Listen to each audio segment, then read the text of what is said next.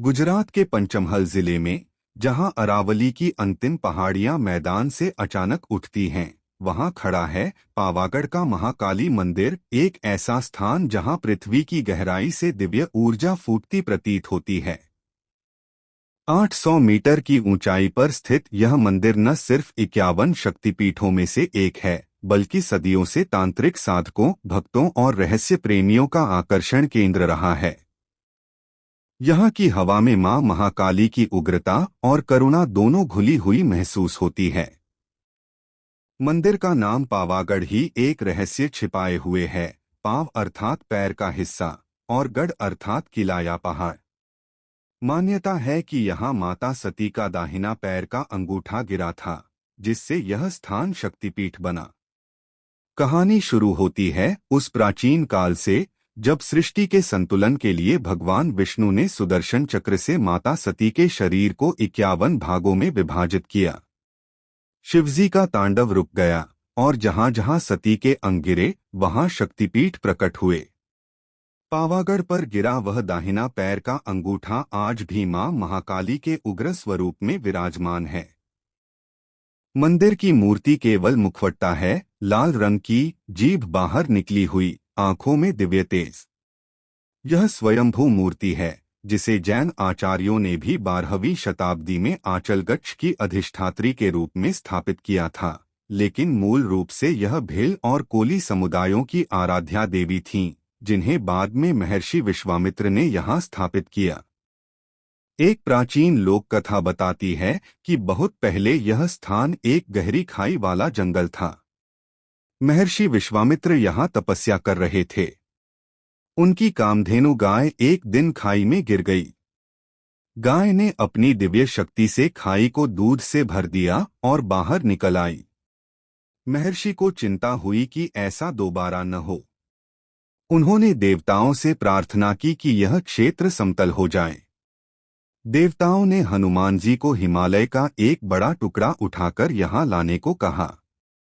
हनुमान जी ने वह टुकड़ा गिराया, लेकिन वह पूरा नहीं बैठा, केवल 1/4 हिस्सा ही स्थिर हुआ। इसी से नाम पड़ा पावागढ़, 1/4 पहाड़। इस घटना के बाद महर्षि ने मां महाकाली को यहाँ स्थापित किया और तब से यह उनकी साधना भूमि बन गई। समय बीता और पावागढ़ पर चौहान राजवंश का शासन हुआ। 15वीं शताब्दी में गुजरात के सुल्तान महमूद बेगड़ा ने इस किले पर आक्रमण किया। स्थानीय राजा पाटी जयसिंह या पताई जयसिंह ने बहादुरी से मुकाबला किया, लेकिन हार गए। एक लोकप्रिय कथा के अनुसार नवरात्रि के दौरान गरबा का आयोजन हो रहा था। हजारों भक्त नाच गा रहे थे। मां महाकाली स्वयं एक साधारण सुंदर स्त्री के रूप में वहां आईं और गरबा में शामिल हो गईं। उनकी दिव्य सुंदरता से राजा पाटी जयसिंह मोहित हो गए। उन्होंने बार बार उनका हाथ पकड़ने की कोशिश की। मां ने 3 बार चेतावनी दी, यह हाथ मत छुओ, यह मां का हाथ है, लेकिन अहंकार में डूबे राजा ने नहीं सुना। क्रोधित होकर मां ने श्राप दिया कि उनका राज्य नष्ट हो जाएगा। कुछ ही समय बाद महमूद बेगड़ा ने किला जीत लिया और पावागढ़ का वैभव खत्म हो गया। आज भी आसपास के खंडहर उस श्राप और अहंकार के अंत की गवाही देते हैं। मंदिर की सबसे अनोखी बात उसकी मूर्ति है। केवल मुख ही पूजा जाता है और भक्तों का कहना है कि दिन के अलग अलग समय में इसका भाव बदलता है। सुबह मां सौम्य और मातृत्वपूर्ण दिखती हैं, लेकिन शाम होते होते उग्रता बढ़ जाती है, जैसे कोई जीवंत शक्ति जाग रही हो। कई साधकों ने अनुभव किया है कि गर्भगृह में ध्यान लगाने पर मां की आंखों में चमकती हुई ऊर्जा महसूस होती है और शरीर में एक अद्भुत कंपन होता है।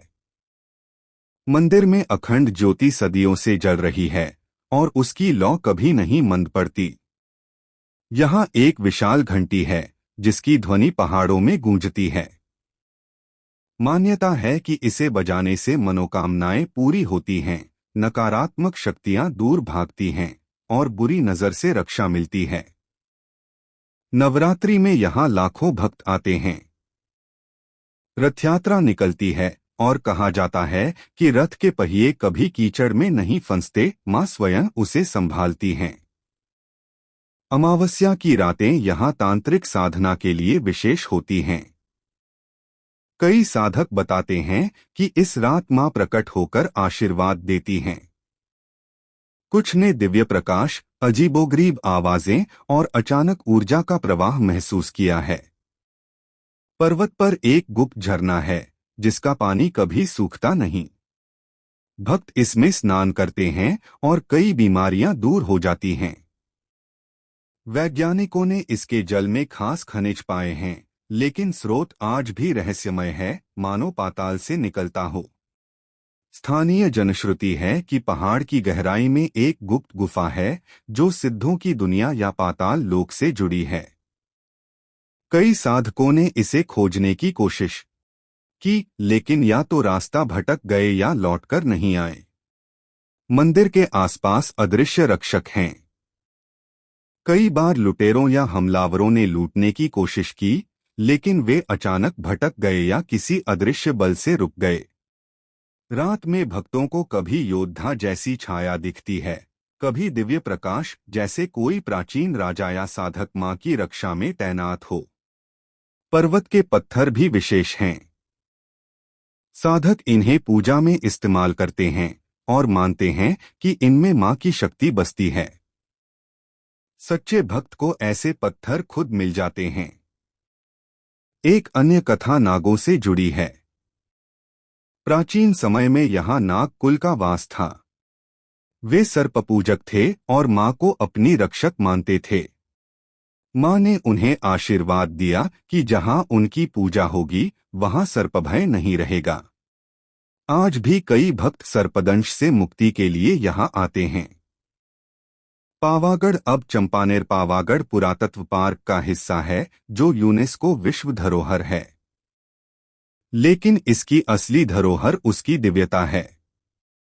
यहाँ आने वाला हर भक्त कुछ न कुछ अनुभव लेकर जाता है, कभी मनोकामना पूरी होकर, कभी जीवन की मुश्किलें हल होकर, कभी अद्भुत ऊर्जा का स्पर्श पाकर। जो सच्चे मन से मां महाकाली के चरणों में आता है उसे कभी निराश नहीं होना पड़ता।